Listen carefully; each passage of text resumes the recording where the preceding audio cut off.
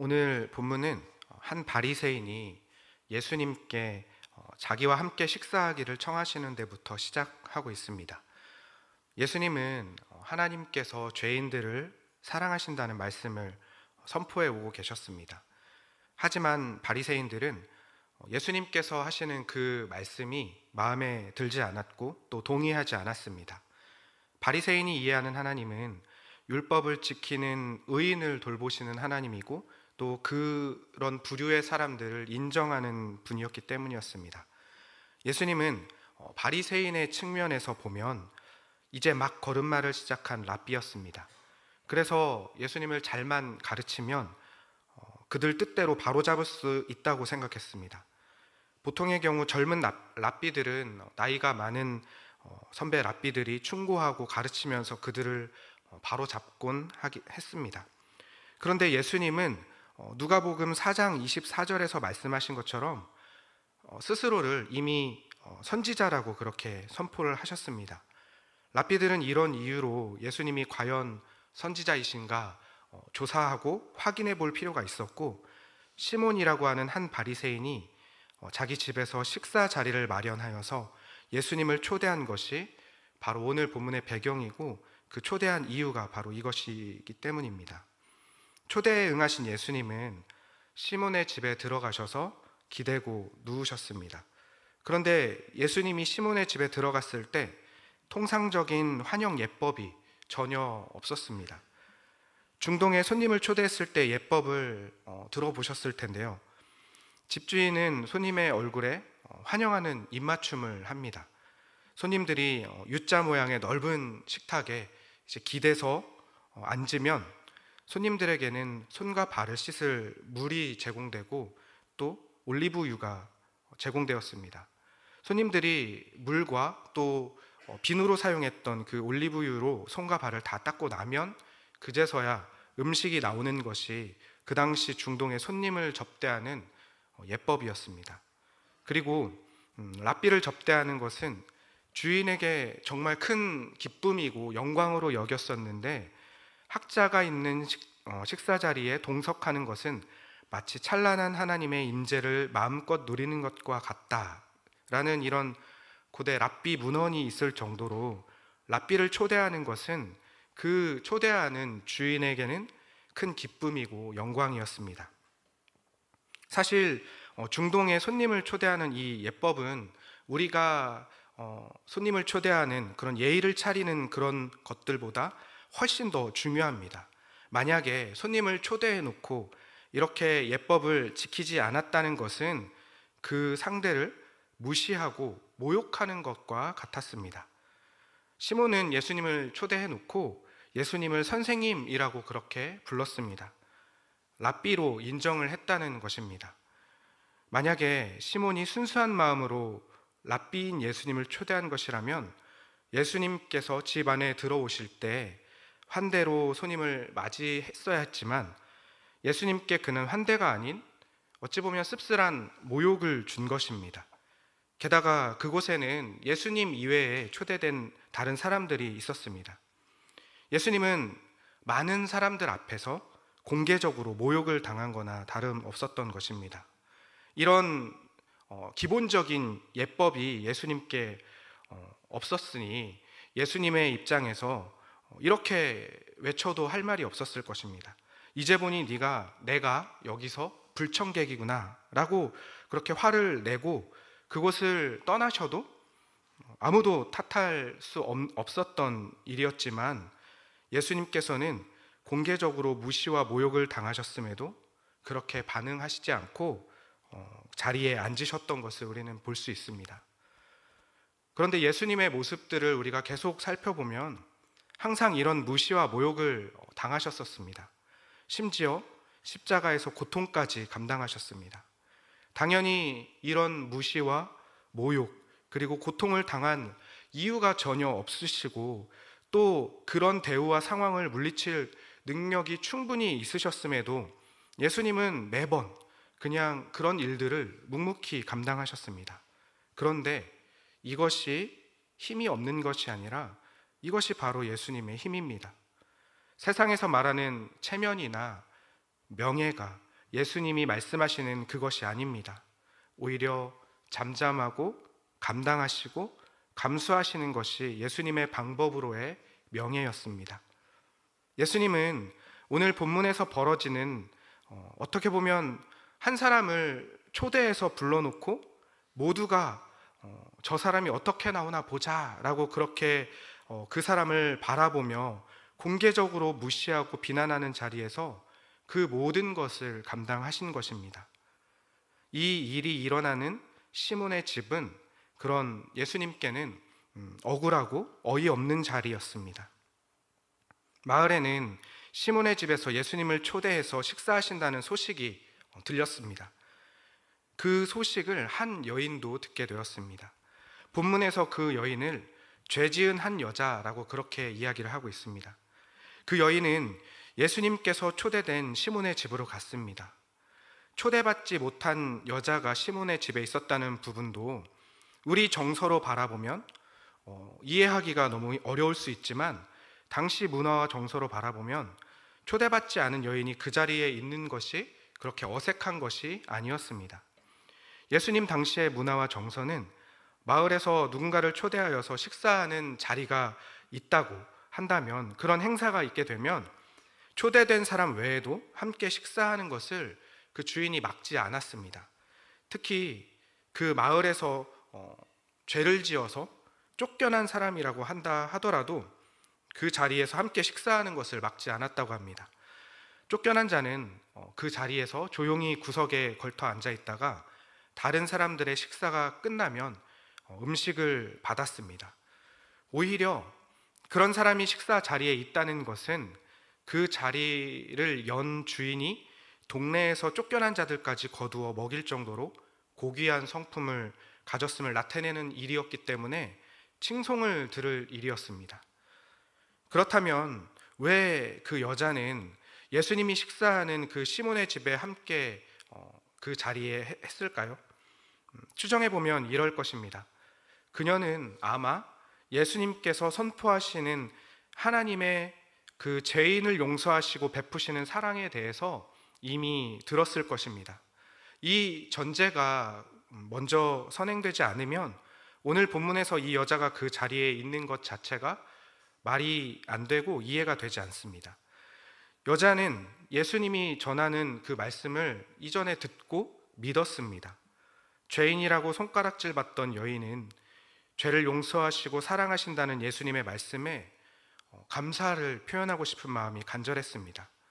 그런데 마침 시몬의 집에 예수님을 초대한다는 소식을 들었습니다. 그래서 예수님께서 시몬의 집에 도착하시기도 전에 먼저 그 집에서 예수님을 기다리고 있었던 것입니다. 예수님이 들어오실 때 이미 여자가 그 시몬의 집에 있었다는 것은 우리가 함께 읽은 본문 45절 말씀을 보면 알 수가 있습니다. 그러니 이런 상황으로 보면 여자가 예수님께 한 행동은 무작정한 행동도 아니고 충동적으로 한 행동이 아니었습니다.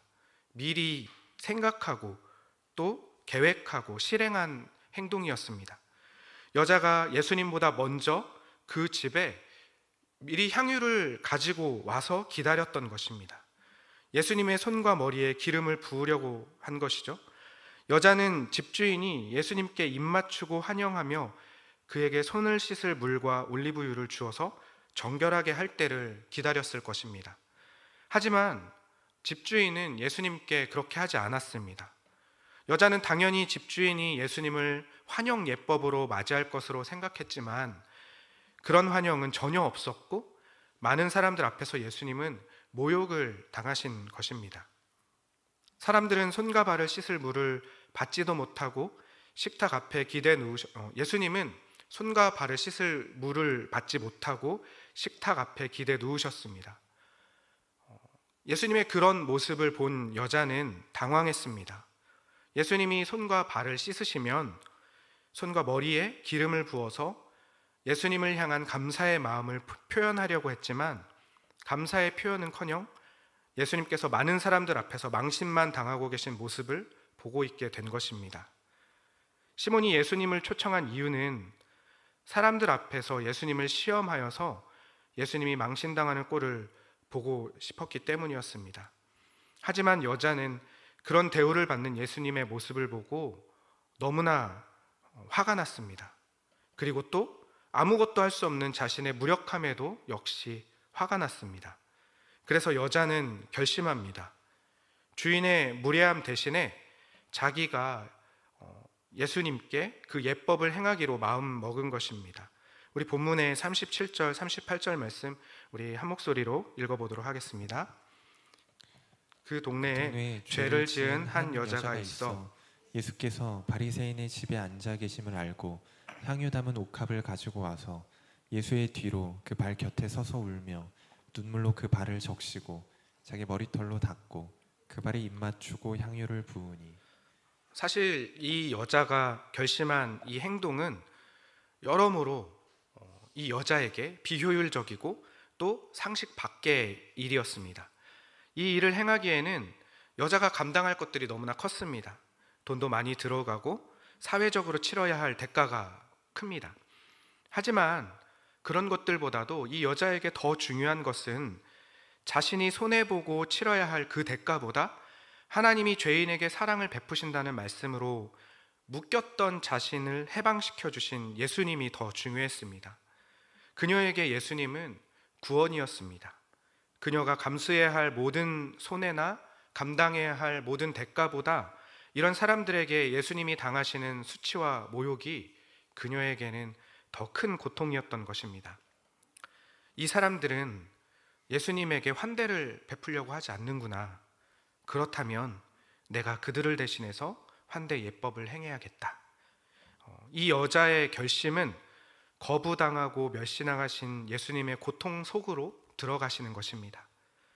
예수님과 함께 한다는 것은 예수님의 길에 서는 것입니다. 예수님을 따랐던 수많은 무리와 또 제자들이 있었던 것을 우린 잘 알고 있습니다.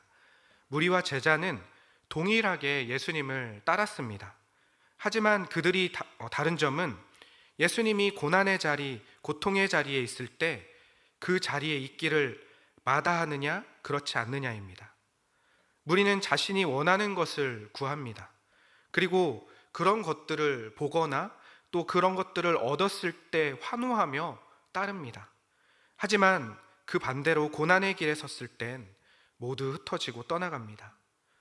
진정한 제자는 그렇지 않습니다. 원하는 길을 걸어가던, 때로는 고난의 길을 걸어가던 그 길을 함께 걷는 것입니다.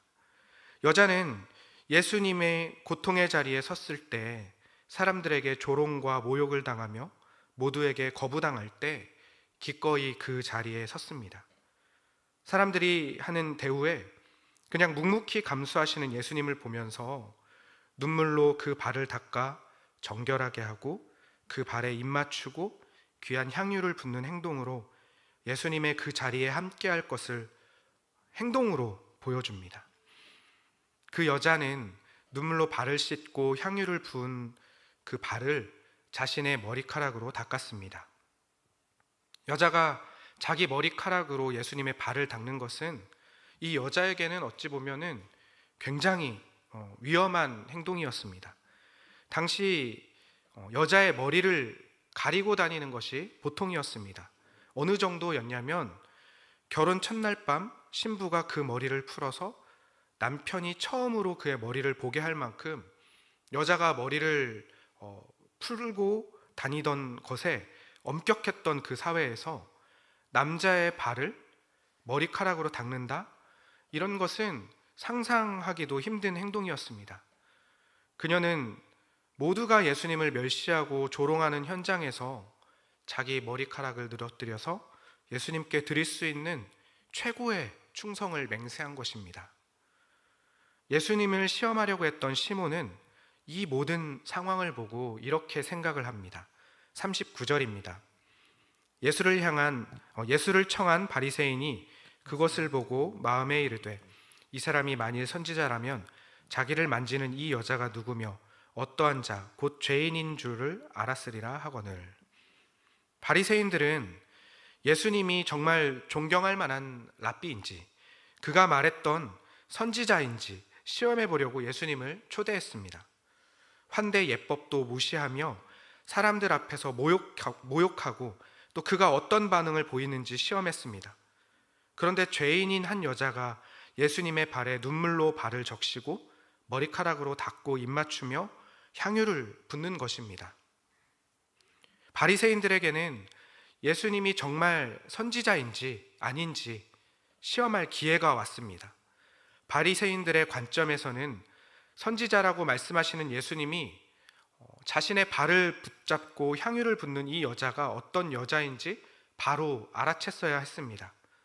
죄가 많은 부정한 여인이 자신의 발을 잡고 머리를 풀어 그 머리카락으로 닦는 것을 용인하는 것은 말이 안 된다고 생각했기 때문입니다. 바리새인들의 관점에서 예수님은 이렇게 말씀을 하셨어야 했습니다. 그만둬라. 부정한 네가 용서받은 것을 하나님께 감사할 생각이라면 하나님이 계신 성전에 가서 감사 제사를 드리는 것이 옳다. 나에게는 이런 부끄러운 일을 행하지 마라. 나는 하나님의 말씀을 전하는 선지자일 뿐이다. 하지만 예수님은 바리새인들이 기대하는 대로 그렇게 말씀하지 않으셨습니다. 오히려 그녀의 도를 넘은 것 같은 행동을 받아주셨습니다. 여자에게 예수님은 구원이었습니다. 죄인인 나를 용서하시고 사람들의 모욕과 조롱에도 잠잠하신 그 예수님의 모습은 그녀에게는 하나님의 임재 그 자체였습니다. 예수님께서 여자의 행동을 받아주신 것은 예수님이 누구신지에 대한 그녀의 생각과 판단이 옳다는 것을 확인해 주는 그런 자리였던 것입니다. 여자는 예수님이 하나님의 아들이심을, 하나님의 임재를 보고 또 고백하며 결단하고 행동에 옮겼지만 그 자리에 동일하게 있었고, 똑같은 모습을 본 시몬은 그 중에 어느 것도 깨닫거나 받아들이지 못했습니다. 역시 예수님은 그 시몬의 마음도 아셨습니다. 우리 40절입니다. 예수께서 대답하여 이르시되 시몬아, 내가 내게 이를 말이 있다 하시니 그가 이르되 선생님 말씀하소서. 예수님은 시몬에게 시몬아, 내가 너에게 할 말이 있다 라고 말씀을 하시면서 시몬을 부르셨습니다. 이 표현은, 내가 너에게 할 말이 있다 라는 이 표현은 예로부터 사용됐던 관용어였는데, 상대가 듣기 싫을 수도 있는 불편한 말을 시작할 때 보통 이 말을 통하여서 그 상대에게 이야기했다고 합니다. 예수님은 시몬에게 그렇게 시몬을 부르시고 비유로 말씀하십니다. 우리 41절, 42절을 함께 읽어보도록 하겠습니다. 이르시되 빚 주는 사람에게 빚진 자가 둘이 있어 하나는 500데나리온을 졌고 하나는 50데나리온을 졌는데 갚을 것이 없으므로 둘 다 탕감하여 주었으니 둘 중에 누가 그를 더 사랑하겠느냐. 성경에서는 빚을 탕감해 주다와 죄를 용서해 주다가 같은 말로 표현되기도 합니다.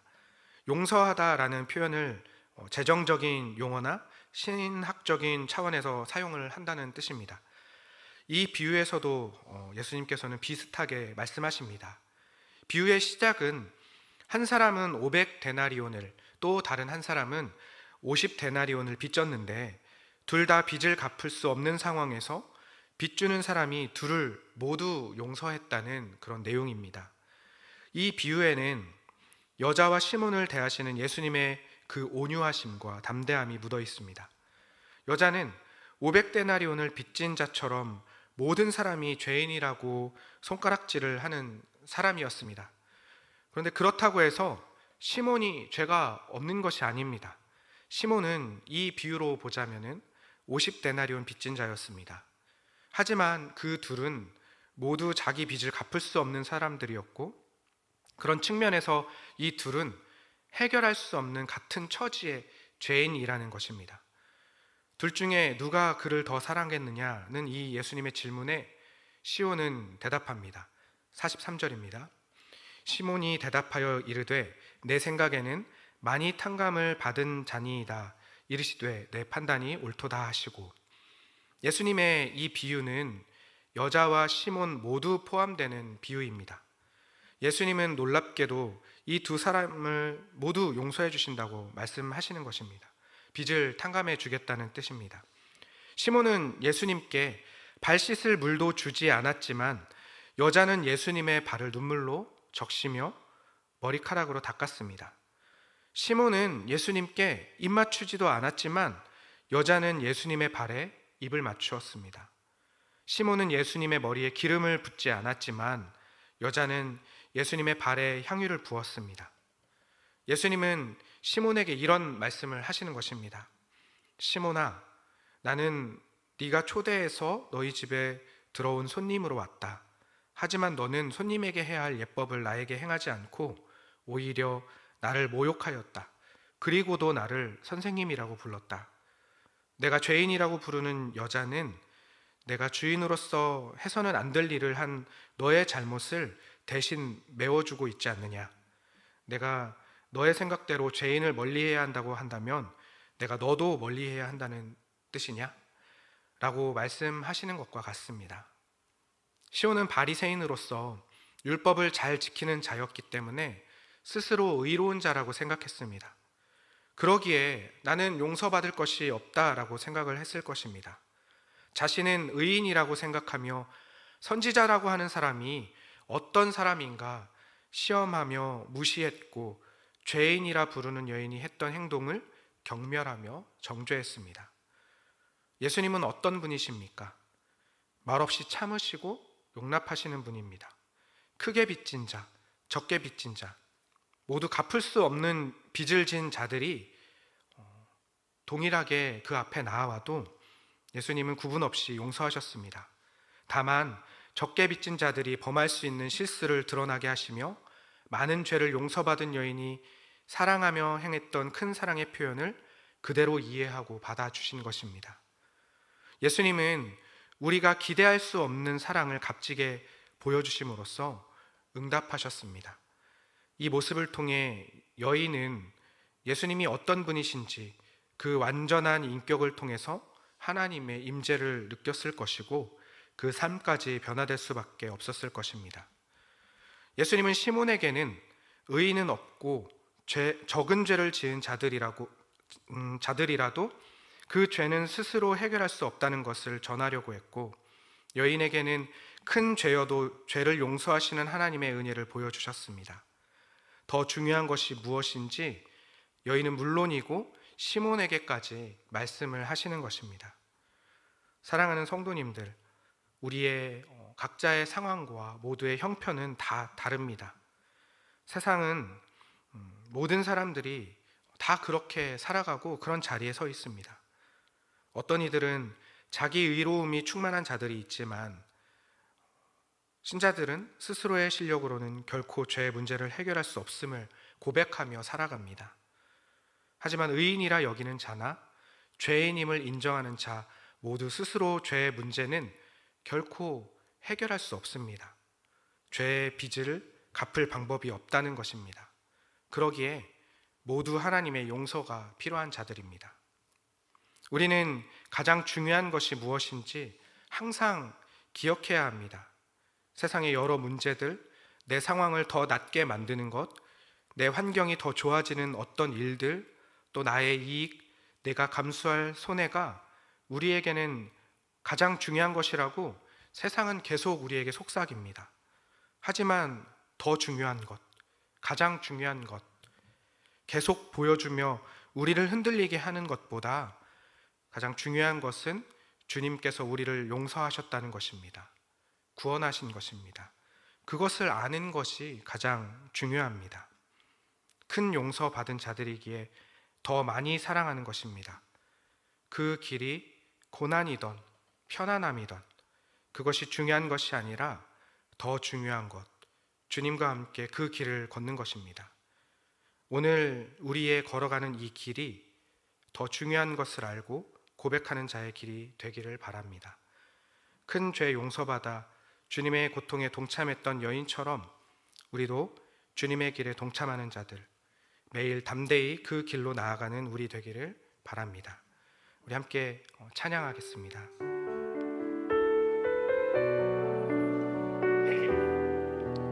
선한 것 하나 없는 우리를 붙잡아 주시고 주님의 자녀 삼아 주신 주님을 찬양합니다.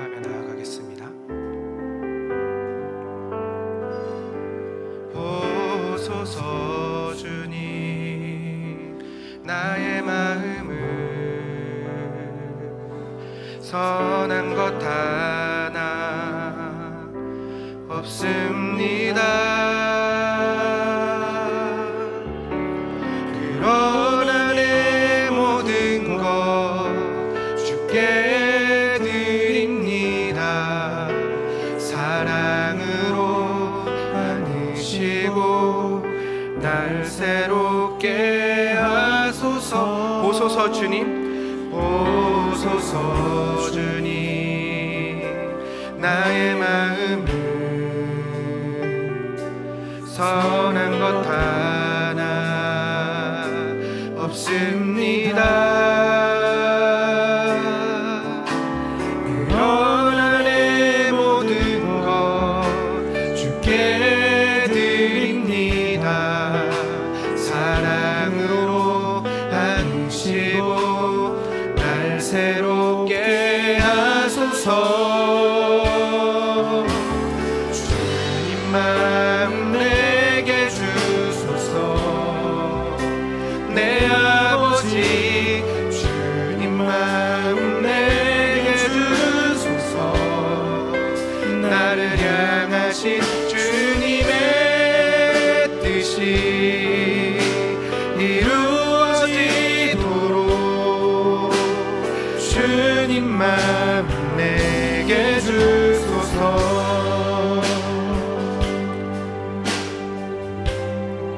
하나님, 선한 것 없는 우리를 용서하여 주시고 주의 길을 걷게 하시니 감사합니다.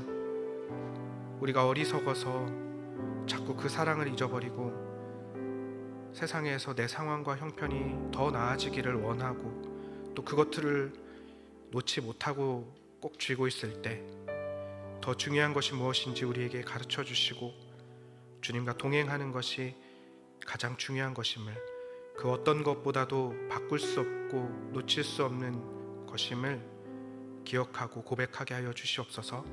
감사드리며 예수님의 이름으로 기도드립니다. 아멘.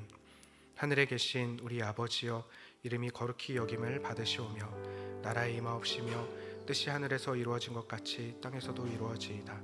오늘날 우리에게 일용할 양식을 주옵시고 우리가 우리에게 죄 지은 자를 사하여 준 것 같이 우리 죄를 사하여 주옵시고 우리를 시험에 들게 하지 마옵시고 다만 악에서 구하옵소서. 대개 나라와 권세와 영광이 아버지께 영원히 있사옵나이다.